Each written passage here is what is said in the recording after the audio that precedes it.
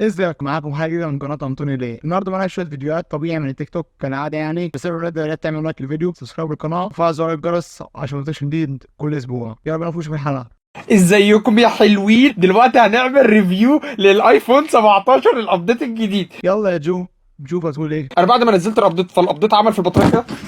جاي اقول لكم النهارده مميزات الابديت. فثواني بس الابديت ما اشتغلش. هتقولي ايه بقى يا ابو الجناجين الميزه العبقريه؟ اقول لك ان انت لما تحطه كده على جنبه كده تقيله يروح عامل لك الشاشه دي كده. ماشي. طب المشكله بقى في ايه؟ ان انا نزلت الابديت الجديد وحطيت انا عايش بالشاحن. لا مش يعني. بخصوص الابديت الجديد للايفون، البطاريه بقت يعني اوحش من الاول، يعني كانت في الطبيعي دلوقتي بقت اوحش من الاول. انت معاك ال 15 برو ماكس اللي عاملين عليه فيديو دلوقتي وهنشوفها. هتقولي طب يا ابو الجنجان افعل الخاصيه دي؟ والله ما اعرف اصح. ايه اشتغلت عندي لوحدها. انا عايز اشيل الابديت عشان ده انا ممكن ابيعه واكون نفسي. عنده حق والله. ده انت الايفون الجديد نازل بسعر مبالغ فيه بزياده، حرفيا بتمن عربيه فيرنا. في اي حته باخد اللقطه. ايه الناس بتكتئب لما حد يقول لها كلام مضايقها. انا تعبكوا قوي ما انا حرق شطه، تلعب معايا يبقى انت في ورطه، ده اي كارت فيكوا جنبي او انت. انا التوب انا كويس والله يا شباب. اللي بعده نزلت عتب. ايه ده؟ ايه اللي لابسه في رجله ده؟ هو لابس جبل في رجله ولا ايه؟ وايه البنطلون ده؟ انت لابسه بكعب ليه؟ لابس شنكر في رجله. انا وسط مجالي مش مفارقه تكون في العالم. اوعى وشك اترعبوا بالكلب والله العظيم. قرش في قرش مع الاي دي، اكبس حجر طرشمني يا غالي. الواد قلبه وقف. اللي بعده ازاي تسرق ابل بطريقه شيك.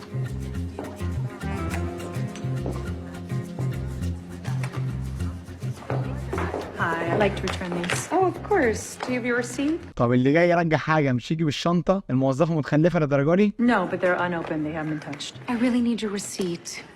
They are sealed. They are brand new. Do you have the credit card that you use? This is ridiculous. I bought these last week. Ma'am, you can try client services on the 6th You floor. know what? Never mind. I'll just keep them.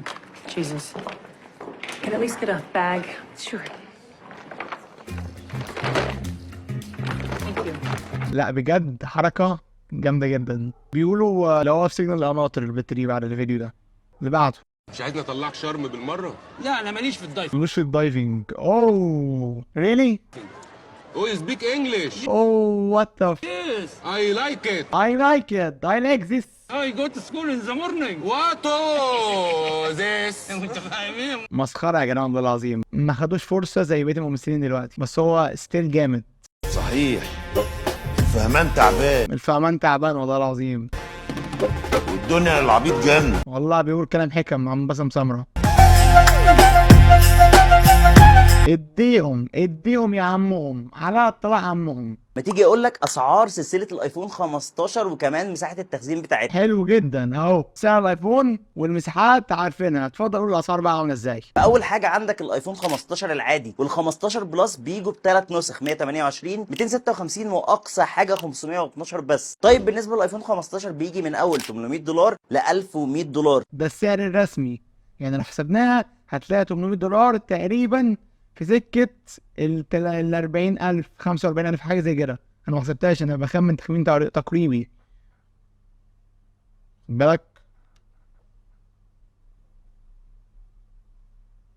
لا ده تقريبا ال $800 دول بما يعادل 30 في 800 24,000 جنيه. ده سعره الرسمي، لكن في مصر بيبقى بحاجه 40,000. ده ال 15 العادي.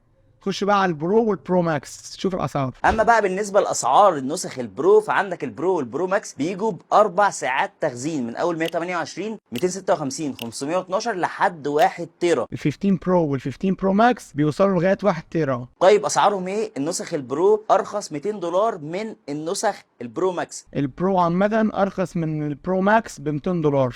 يعني النسخ البرو بتبدا من اول $1000 لحد $1500 للنسخه الواحد تيرا، حوالي $1000 لغايه $1500 للواحد تيرا بايت. والنسخ البرو ماكس بتبدا من كام بقى؟ من $1200 لاقل نسخه ال 128 لحد $1700 للنسخه الواحد تيرا. والبرو ماكس تبدا اقل مساحه من $1200 بتوصل للواحد تيرا ب 1700 دولار، يعني في سكه حوالي حاجه و60 الف جنيه تقريبا، ده سعره الرسمي. دي كده الاسعار المسربه قبل المؤتمر على طول بيوم. طبعا هغطي لك المؤتمر بكل تفاصيله، فان شاء الله هنجيب الايفون ده مع بعض ونوثق كل حاجه. نزل لي 20 جهاز يا ابني. الايفون 15 برو ماكس نزل مصر يا بلد. هات لي واحد يا زعيم بسرعه بسرعه. والله العظيم يا ريته ما نزل. انت عارفه بكام حضرتك ولا جاي كده وخلاص؟ لا مش عارف والله، عايزين نعرف دلوقتي. ايوه عارفه، مش ب50,000. خد ده ب 50,000 14 يا باشا، مش ال 15 برقم، انا متوقع يكون رقم كام بصراحه. امال اللي هيمسكه ده احسن مني. 50,000 ايه يا استاذ؟ هو سعره 98,000 جنيه.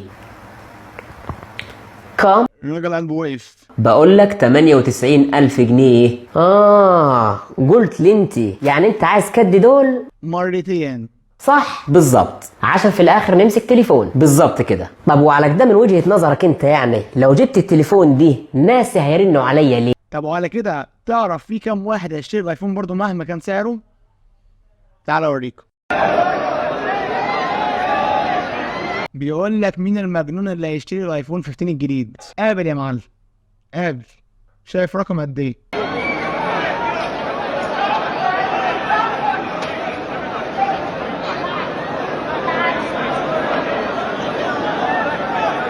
نص دول مصريين هيشتروا كذا نسخة وينزلوا بقى في مصر بدبل سعرها.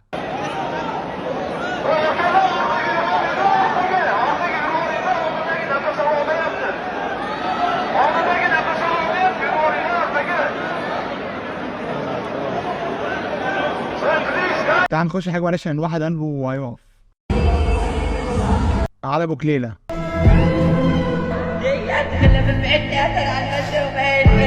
لا ما تهزرش، مين ده؟ اوعى يكون اللي في بالي. بودي فلقة القمر؟ لا ما تهزرش. يا ابو شعر السايح وجاي عالجنب كده. الله يرحمك يا بودي. دلوقتي هنشوف بنت ظهرت من فترة على السوشيال ميديا او على تيك توك بالذات، اللي هي ما تيجي نشوف. استنى، تحب الكابتشينو؟ مش ده الكابتشينو الأصلي؟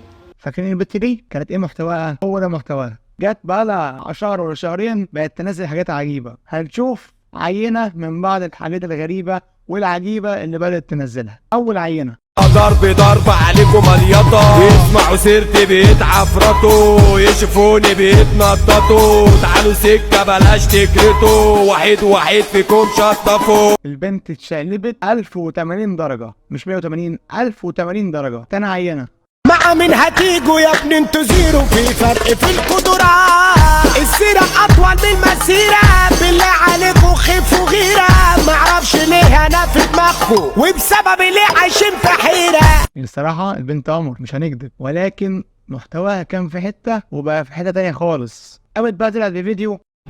هاي يا جماعه، عايزه اتكلم في حاجه مهمه جدا. الناس اللي عماله تفتي في الكومنتس كتير قوي وتقول هي ما كانتش كده، كل ده عشان الريتش. لا الجير عنده حق، لانه اول حاجه بنفكر فيها عشان الريتش، هنشوف وجهه نظرها. كل واحد يخترع سبب من دماغه وتفتوا من دماغكم. فانا على التيك توك من 2021 تقريبا، يعني هي بدأ من 2021، اوريدي بدأ حوالي 2.5 سنين تقريبا او 3 سنين. وكانت الفيديوز بتاعتي عباره عن استنى وطاقه ايجابيه. بالظبط. اوكي، واكيد في ناس كتير قوي شافت الفيديوز دي وكنت واخده فيها ترندات كويسه جدا. فمش انا اللي هاجي في الاخر عشان اعمل عشان الشهره والكلام ده. فانا اتشهرت من زمان قوي، يعني من 2 سنين وشويه. مش هاجي دلوقتي اغير المحتوى عشان خاطر شويه لايكس وكومنتس وشير. هي اوريدي عندها حوالي 500,000 على التيك توك، هي فعلا اوريدي مشهوره. الكلام الجميل ده وكنت بقطع وبرجع بمزاجي. فيا جماعه كل واحد ما يفتيش من دماغه.